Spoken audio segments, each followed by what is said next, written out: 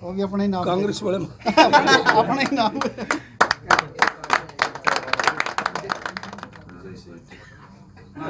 गोपाल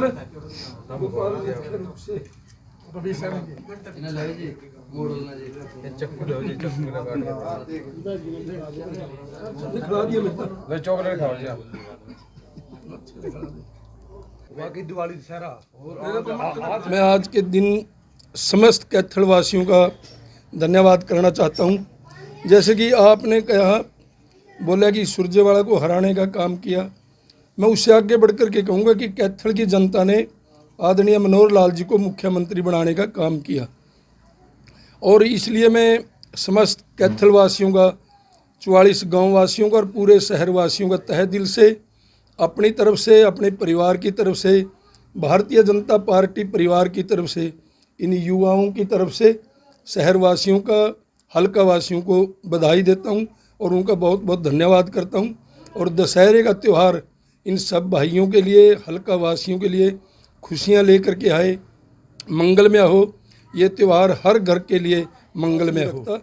विकास की गति मंदी है, परंतु हम अपना इस बात से संतुष्ट हैं क्योंकि आज पूरा विश्व इस कोरोना रूपी बीमारी की चपेट में है।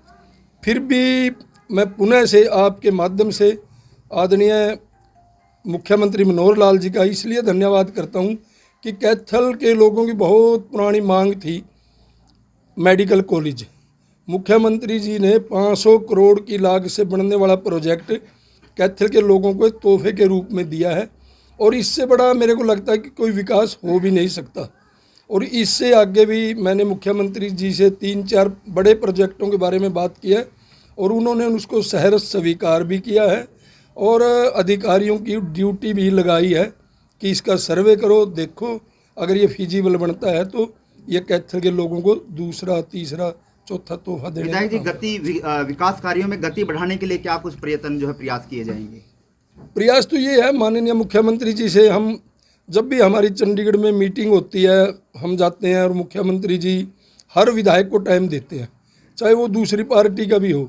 जैसे आदरणीय मुख्यमंत्री जी ने कैथल के लिए 10 करोड़ की घोषणा की है, वो पैसे मुझे उम्मीद है बहुत जल्दी आएंगे। 5 करोड़ देहात के लिए मंजूर किए हैं, वो पैसे कई हलकों में तो चले गए, हमारे कैथल के भी मुझे उम्मीद है विद इन वीक वो पैसे आएंगे। जब ये 15 करोड़ रुपए हल्के में आएंगे और इसके अलावा इससे अलग मुख्यमंत्री जी ने ये बोल रखा है कि 25 किलोमीटर तक के कच्चे रास्तों के आप एस्टीमेट बनवा करके लाओ। वो एस्टीमेट बनवा करके हमने सौंप दिए हैं। अगर वो भी हमारे पूरे होते हैं तो मेरा आइडिया है कि ये 30-35 करोड़ रुपए बचाएगा और इससे ये भी लगेगा कि हल्के में कोई विकास हुआ है। जब किसान के खेत के रास्ते भी पक्के हो जाएंगे ना। मैं अभी रात ही काफ़ी लेट आया था और वहीं मेरी ड्यूटी थी और मेरी गांव में ड्यूटी है और माननीय मुख्यमंत्री जी ने, प्रदेश अध्यक्ष OP धनखड़ जी ने मीटिंग ली थी सभी की। उस मीटिंग में देख कर ये लगता था कि पहले जो माहौल था ना उसमें बहुत चेंज आया है। और आज भी मेरी रामेश्वर जी से, ये लिल्लू सैनी और इनसे बैठ कर के बात हुई थी, सभी साथी पूछ रहे थे भी क्या रहेगा।